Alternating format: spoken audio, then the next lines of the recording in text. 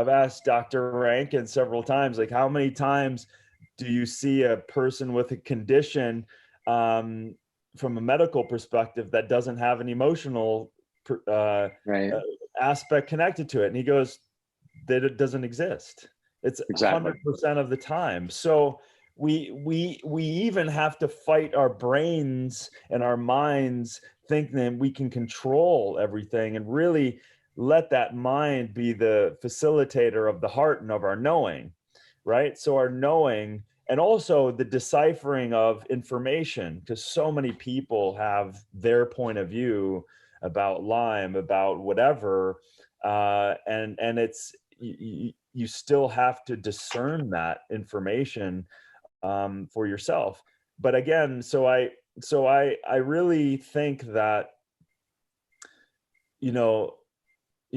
from the superfood guy, from the guy that loves to talk about compounds and you know uh, you know adaptogenic herbs and things that definitely, especially in this space and Lyme and people suffering from things, definitely adaptogenic herbs and medicinal mushrooms. These things can be hugely beneficial from a long-term use perspective, and really creating Shazandra, fantastic. Like, these things are great, but if you don't sleep well, if you don't hydrate well, if you don't take care and ownership of your own sovereignty of health and your point of view about your mental emotional state, your relationships, and you're not putting healthy food, whole food in your mouth, then there's nothing ashwagandha or Shazandra or any of these adaptogens can really do in the face of a forest fire, because they're a squirt gun. Now, when you start lining up great hydration, movement of your body in a healthy way, um, inputs like healthy, real, raw food, healthy relationships, loving, be vulnerable, be open, be radically honest with yourself and other people. Now, and then all of a sudden you start looking out going, okay, well, let's dampen the EMFs. Let's get some Faraday cages. Maybe let's use some EMF blocking devices. Maybe we increase oxygenation in our environment. Maybe we realize, okay, there's some chemicals that I'm using that I can eliminate. Because now you start adding up and you start building your system, your universe. Now everything starts compounding itself. To talk about compounding interest with money, think about the compounding interest, the infiniteness that compounds with health, right? The fortitude of our house here. And then, man, then you have the health, the resiliency, more energy. And if you have more energy, you have more positive outlook. I'm telling you, the universe opens to that. And this isn't a woo-woo concept. You have literally more energy, more fortitude to see more possibilities and to have things come to you. More information, new information, stay open, talk to this person, talk to that person, get inputs, try this, try that. Sleep, go to bed earlier, put on blue blocking glasses if you're staying up too late. Like, all of these different things you can continue to add to your regimen. So it doesn't have to be an overwhelm, but it could be as simple as, like, man, I don't even filter my water, right? And my tap. And all of a sudden, that's a toxic load of chlorines and pesticides and Fluorides and everything else. yeah, Yeah. the reactive compounds that are happening within chlorination, that are volatile compounds. So we have heavy metals, we have all of this stuff. So if you just literally start one thing at a time and add that up and go to sleep a little earlier and block out the light and all of these things, that's really where, and this is a journey. This is an absolute journey. There is no perfect place to sit in, but it's a progression moving forward. And then you have more resilience. So when something happens, you have more resilience to respond, right? The pandemic, most people who have underlying conditions are at severe risk, of course. Right. And very, very few, infinitesimal amount of people that are healthy, right? Not really affecting them at all statistically. So, right. So, just look at it. You think that, 10 to the 31 viruses that live in our air right now, that's 10 with 31 zeros after it. That's more viruses in our environment than the stars in the frickin' Milky Way. That is the world that we live in. We are in and out of MRSA and staph, and like it's in and out of our systems all the time. The next virus is coming. The next thing is happening, but it's always happened. It always will.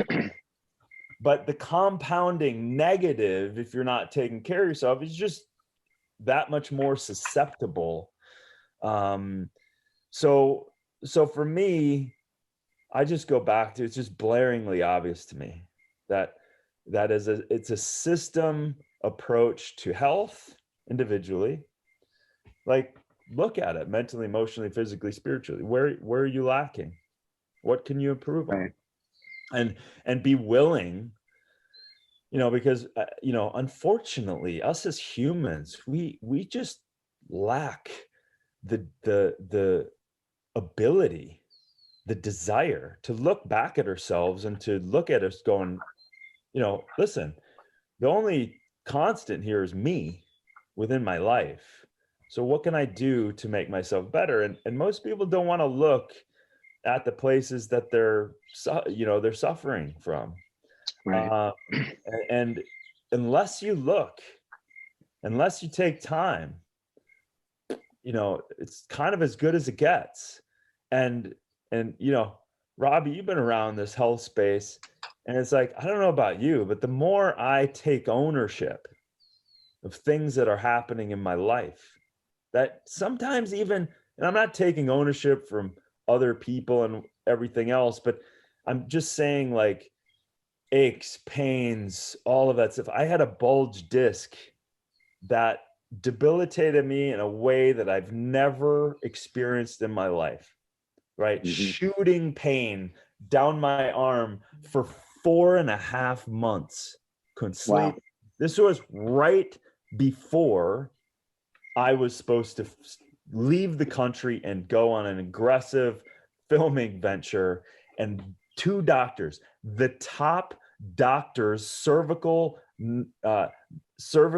neck doctors in the world, one in California and one in New York. I just have some connections, and I literally was able to talk to both of them.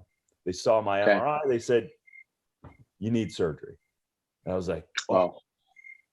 And so get it done really quick. You can recover and be on your trip. And I was like, no way. I have to try something. And I was betting a lot because I was going to be stressed and out of my comfort zone on the road. Horrible idea from that perspective. I contacted you. This isn't even a plug. I literally contacted you. I need your infrared thing. I need to put something on the plane every time I'm in a car, every time I'm done for the day. Dude, I was religious about exercises, about using your infrared pad 2-3 times a day for months. Yes, I found healers along the way, guys to physios. I did everything I can. Guess what I don't have? I have no pain. Zero. Yeah. And no surgery. And no surgery. So it's literally was one of the hardest times because it was chronic pain. It was consistent shooting electric pain down my freaking arm in every move I made. It was horrible. And so I just had this whole other perception of chronic, like serious chronic pain. Yeah. And, again, it was like, I looked at the same thing is like, okay, what can I do? What is, I contacted everyone possible. talked to those. I did have epidurals before because there was acute, just radical inflammation. So I did have, epidurals, and it definitely cut down the calmed it down. Yeah. And thank God. And it calmed it down, and it dropped it to maybe, it was about 65%. Okay. So it was good, but it was like, like shooting. And listen, this was happening during the freaking filming. This was still going on. This wasn't like, it was only towards the end that I literally right now don't have pain. The point is that I looked at our health is not for someone else to cure or manage. It's not.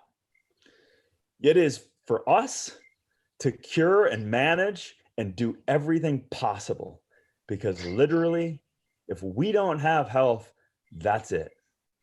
So almost reckless abandonment in terms of the willingness to do everything possible to be healthy, and if there was a point I was depressed, it was during that time. So, but what are you going to do? Wake up every day, keep doing the thing. So again, I hit it from so many different angles and trying to understand it, trying to do better, and literally would just gauge. And then I have so many different inputs from other people. I would try things and go, nope, doesn't feel good.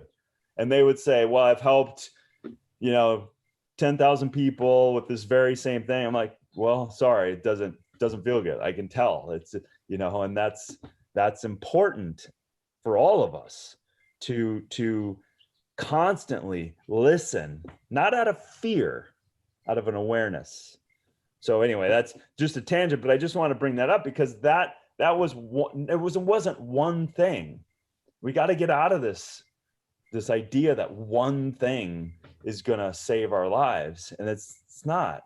One great thing added on to the next great thing and the next great thing and the next thing that resonates and the next thing and the next thing, and the journey continues. And then the more we feel good and we have energy, the more we celebrate that. And then the world starts opening back up again. The Healthy Hotline is your go-to resource for leading-edge health technologies and is powered by Therasage. Therasage brings unique, healthy, infrared healing energy to the public in easy-to-use and affordable, high-quality products. To learn more about Therasage, as well as get a discount on your next purchase for being a listener of the show, go to Therasage.com and enter Healthy Hotline at checkout. That's one word, Healthy Hotline, to get a special discount on your next Therasage purchase.